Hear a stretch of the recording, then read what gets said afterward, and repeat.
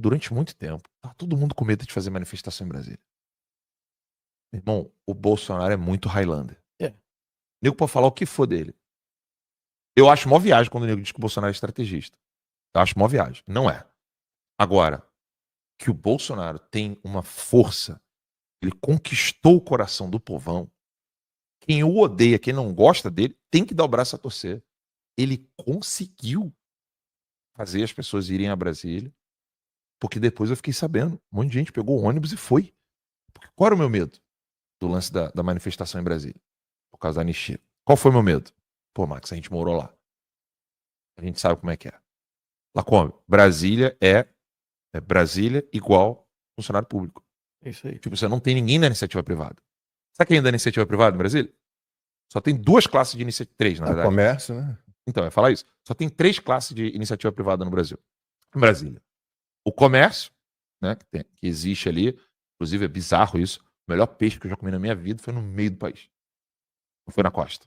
Foi em Brasília.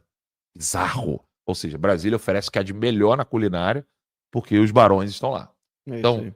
comércio em Brasília, não tem indústria, então é comércio, o povão que trabalha no comércio e as putas. São os únicos 3 setores privados em Brasília. Aí tem o 4º e o 5º, que é proibido por lei. Que Cara, é o narcotráfico E as moças de Brasília? As moças de e Brasília. a propina. Quer dizer, só tem essas 5 iniciativas privadas em Brasília.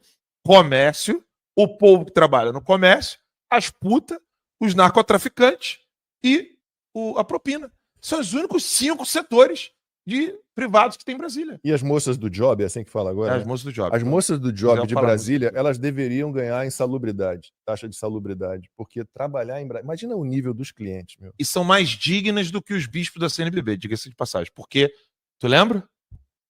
Tu não lembra, não? Chegou no terça, pô. Que uma dessas moças do job cobriu que era um ministro. E não foi. Tu lembra disso? A gente falou no terça. Essa merece um prêmio. Tô te falando, mais digna do que bispo da CNBB, pô.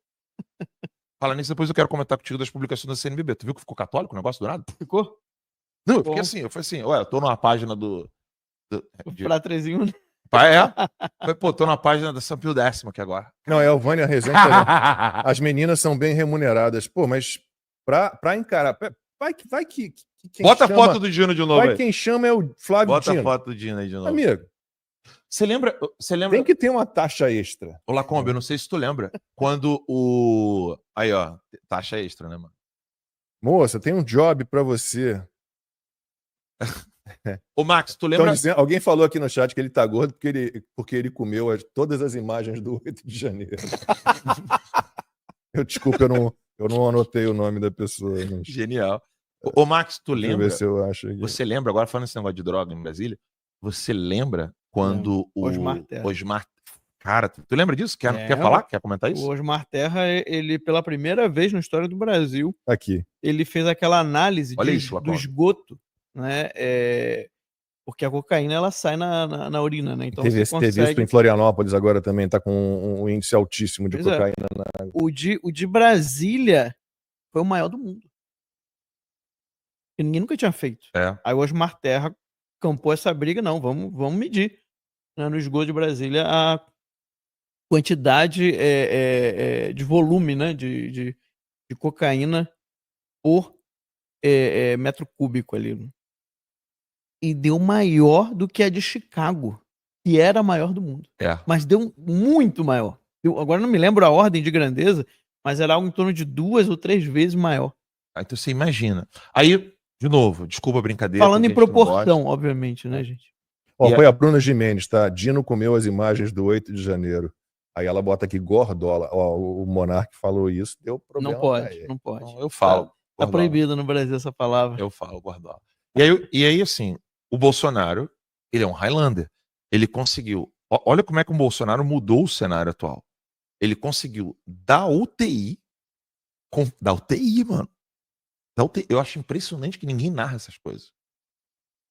Sabe, não tem escritor, não tem um cronista bom. Verdade. Sabe, tá faltando isso no Brasil. Da UTI, ele conseguiu fazer com que as pessoas fossem a mais uma manifestação pós o 8 de janeiro, que foi dramático, traumático para todo mundo. Sim. Tá sendo ainda traumático. né, para todo o Brasil, instaurou medo em toda a população. O Bolsonaro conseguiu reverter esse cenário e esses políticos de bosta não conseguem emplacar uma anistia, irmão.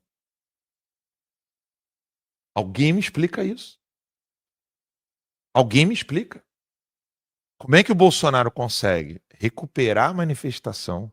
Você tem que ter um pouco mais de paciência. Pô, desculpa, mas assim, fala isso para a esposa do general. Como é o nome do general? Mário Fernandes? Mário Fernandes. Eu ia falar Mário Frias, eu fiquei com esse aí. Mário Fernandes. Assim, fala isso para a esposa dele. Não tem que ter paciência. Com a Daniela, que está sempre com a gente aqui. Não tem que ter paciência. Tem que agir. Não é deixar de ter paciência. É que agora, a hora da prudência, a prudência é agir. É uma coisa que poucas pessoas falam, né, Max? É isso aí. Às vezes até a prudência é fazer o que é certo no momento correto, né? Não é a calma excessiva. Às vezes a calma excessiva pode ser imprudente, né? Diante de um agressor injusto. Uma pessoa que está sofrendo uma violência, às vezes você tem que ser violento. E o prudente é ser violento para defender o inocente de um agressor injusto. As pessoas têm essa noção de que prudência é calma. Às vezes é calma, mas às vezes não é. Às vezes você tem que agir rápido e às vezes até agir com violência para defender um inocente que está sendo ali ameaçado. Agora, sobre essa coisa da estabilidade... Violência que não é crime, né? Exato, que é diferente de crime, né? Uma coisa que o Olavo falava bem dessa coisa, tem que manter a estabilidade do país. Mas a estabilidade do quê? Do roubo? Do homicídio? Do narcotráfico? Da anticonstitucionalidade das decisões que são emanadas pelo STF todos os dias? Ou seja, esse é o ponto. Vamos manter a estabilidade de quê? Porque as instituições já não funcionam mais.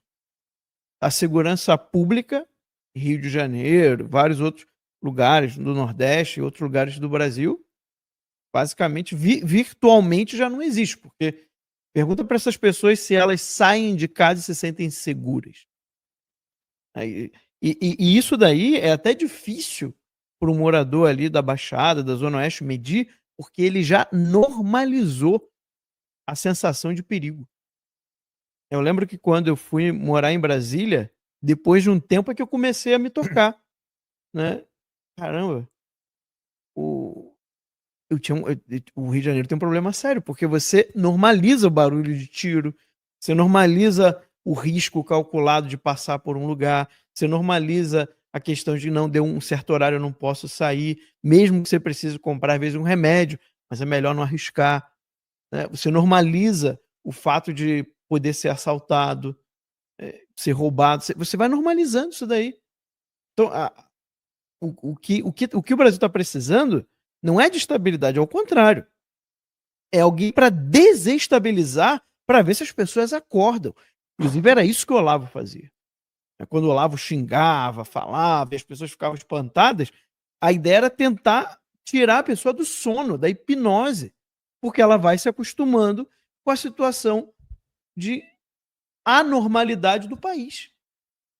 O Brasil, hoje, ele não é mais um país normal como qualquer outro.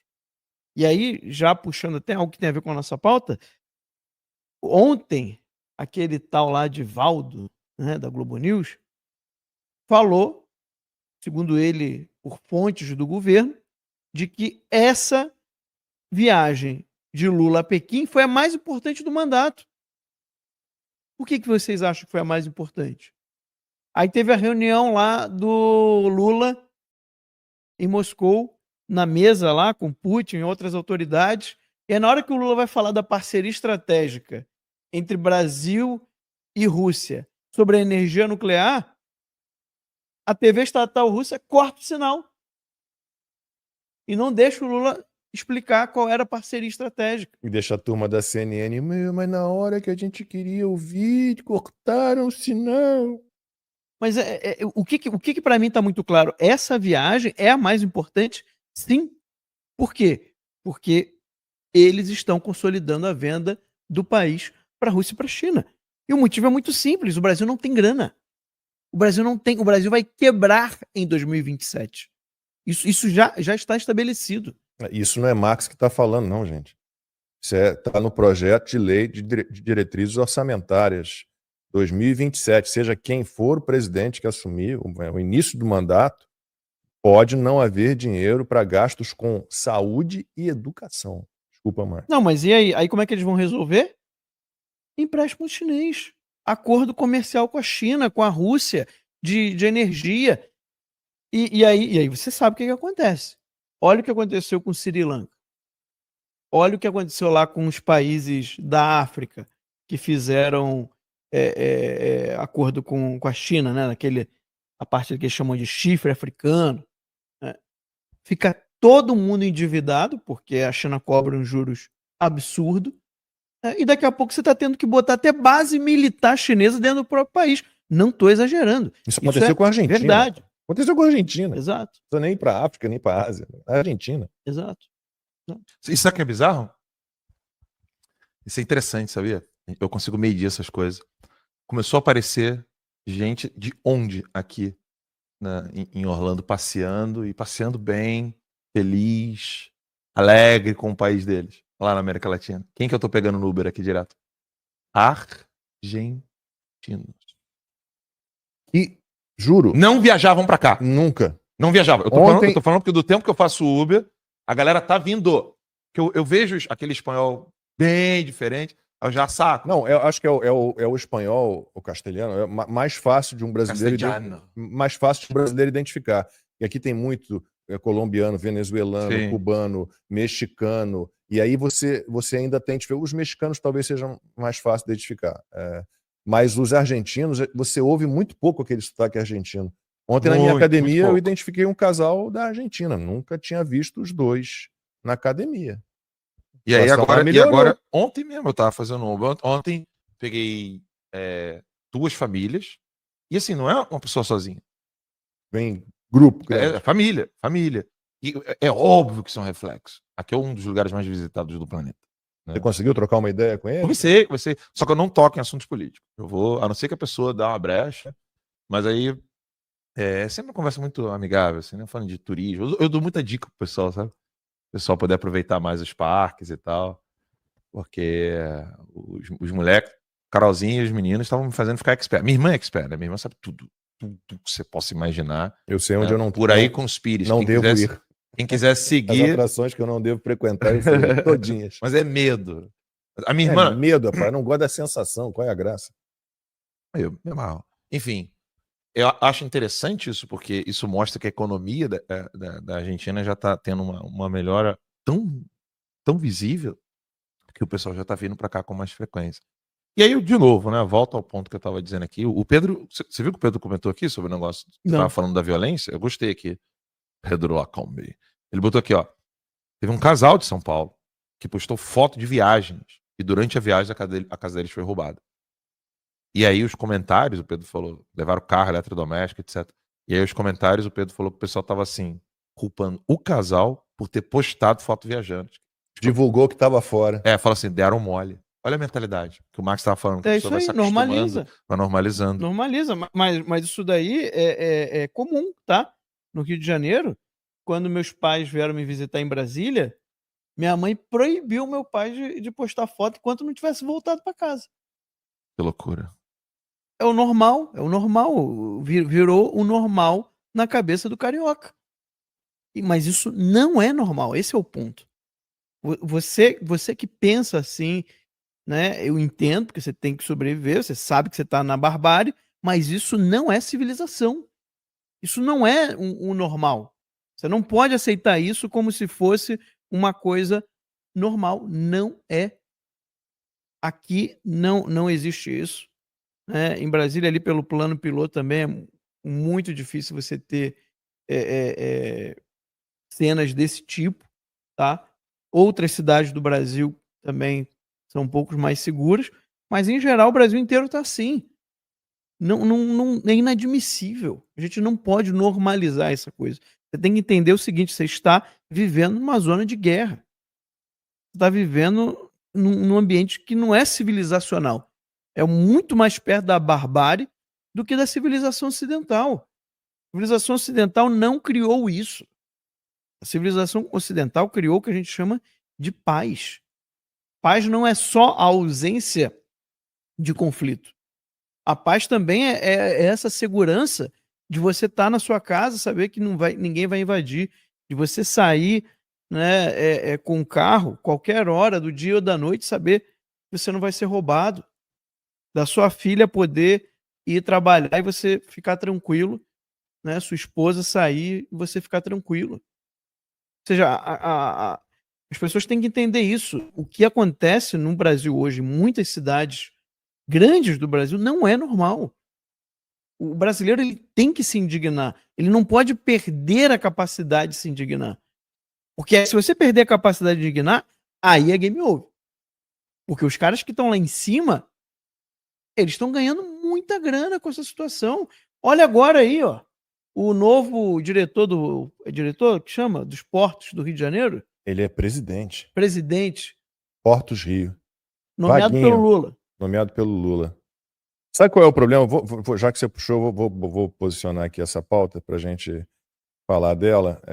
Mas o que acontece no Brasil, de um modo geral, é algo que não pode existir de maneira nenhuma, que é a normalidade, né? É a frequência determinando normalidade. O que isso significa? Exato. Se uma coisa acontece muito, ela se torna normal. A gente não tem como normalizar, né, criminalidade. Não é porque tem assalto todo dia que eu vou passar a considerar que é normal ter assalto. Né? Não é porque se matam milhares de pessoas no Brasil todos os anos que eu vou considerar que homicídio é algo ok. Acontece tanto, né? Então, tá tudo tranquilo.